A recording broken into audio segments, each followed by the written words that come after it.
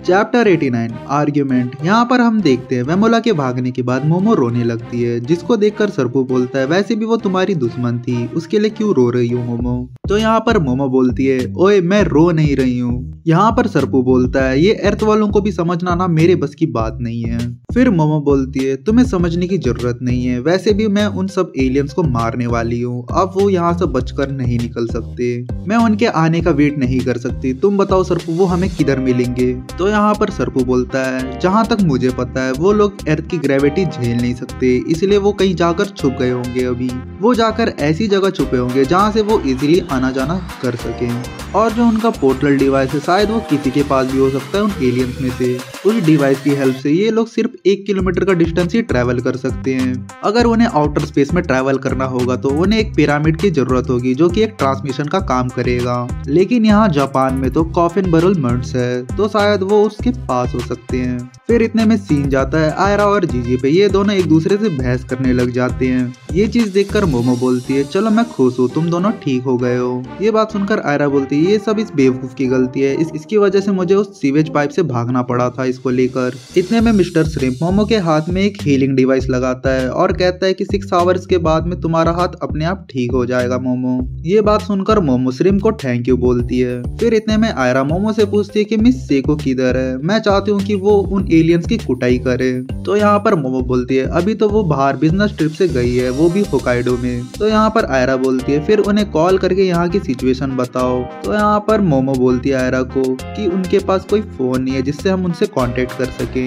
ये बात सुनकर आयरा बोलती है अरे यार अब तो हम बहुत बड़ी मुसीबत में फंस चुके हैं, हमें तो पता भी नहीं है वो हम पर कब अटैक करेंगे फिर से। फिर इतने में मोमो जीजी से पूछती है ईवी लाई की हेल्प के लिए। तो यहाँ पर जीजी बोलता है कि ईवी लाई को 0 इंटरेस्ट है इस फाइट में, वैसे भी उसने ओकारुन से प्रॉमिस किया था और उस प्रॉमिस को वो फुलफिल कर रहा है। जीजी की बात सुनकर आयरा बोलती है वैसे भी ईवी लाई हमारा एलाई नहीं है, और हाँ मोमो वेमोला का क्या हुआ। ये बात सुनकर मोमो बोलती है वो तो भाग गई, वरना मैं उसे भगा देती इस घर से। ये बात सुनकर जीजी मोमो से पूछता है ऐसा क्या हुआ था मोमो बताओ। तो यहाँ पर मोमो बोलती है वो एक स्पाई है, ये बात मैंने उस चंपूस के मुंह से सुनी थी, क्योंकि वो लोग वेमोला को थैंक यू बोल रहे थे।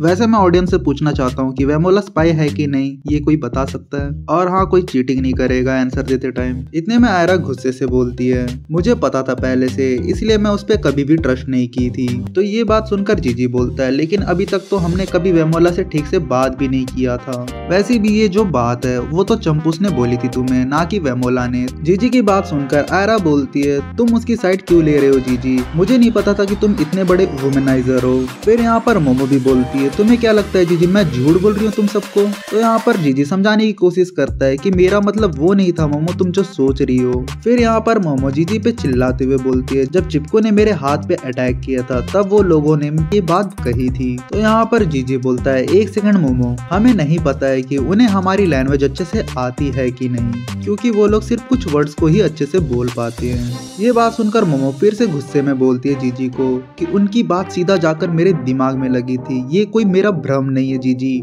फिर यहाँ पर जीजी बोलता है लेकिन वो लोग तो हमारी लैंग्वेज के वर्ड्स को ठीक से बोल नहीं पाते हैं मोमो, तुम समझ क्यों नहीं रही हो। तो यहाँ पर मोमो बोलती है तुम इतना विश्वास से कैसे कह सकते हो जीजी उनके लैंग्वेज को लेकर। फिर यहाँ पर जीजी मोमो को बोलता है कि लेकिन मोमो कोई अपने दुश्मन की बातों पर कैसे विश्वास कर सकता है। तो यहाँ पर मोमो बोलते है क्योंकि हमारे दुश्मन ने वेमोला का नाम लिया है अपने मुंह से, इसका मतलब ये है कि वो लोग उसे जानते हैं। फिर यहाँ पर जीजी बोलता है अच्छा तुमने उनकी बात सुनकर अपना ओपिनियन बना लिया कि वेमोला हमारी दुश्मन है। मोमो तुम्हें पता है ना वो लोग एलियंस है।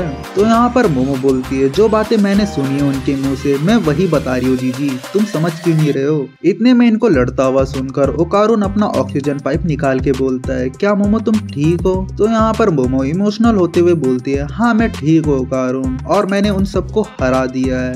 यहाँ ओकारुन बोलता है थैंक गुडनेस, और जीजी और आयरा तुम दोनों कैसे हो। यहाँ पर जीजी आयरा भी बोलते हैं हम दोनों ठीक है ओकारुन। इनकी बात सुनकर ओकारुन बोलता है तुम सब कितने अमेजिंग हो।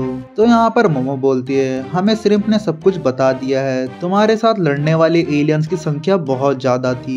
इतने में यहाँ पर ओकारुन बोलता है आई एम सॉरी मोमो, मैंने अपने बॉल्स खो दिए हैं। तो यहाँ पर मोमो बोलती है कोई ना ओकारुन, हम तुम्हारे बॉल्स को वापस लेके आ जाएंगे बिल्कुल हमेशा की तरह। सडनली इतने में ओकारुन बात करना बंद कर देता है, जिसको देखकर मोमो घबरा जाती है और पूछती है ये क्या हुआ है श्रिम्प ओकारुन के साथ, ये क्यों नहीं बोल रहा। तो यहाँ पर श्रिम्प बोलता है शांत हो जाओ मोमो, जैसे कि मैंने कहा था बिना ऑक्सीजन पाइप के ओकारुन के लंग्स के अंदर का ब्लड जमने लग जाता है। उस पाइप को निकालने की वजह से ओकारुन के लंग्स में उसे बहुत पेन होता है, लेकिन फिर भी ओकारुन ने अपने मुंह से पाइप निकालकर तुम्हें ऐसा लड़ता देखकर तुमसे बात करी है। अगर तुम लोग ऐसे ही लड़ते रहोगे तो ओकारुन ठीक से सो नहीं पाएगा।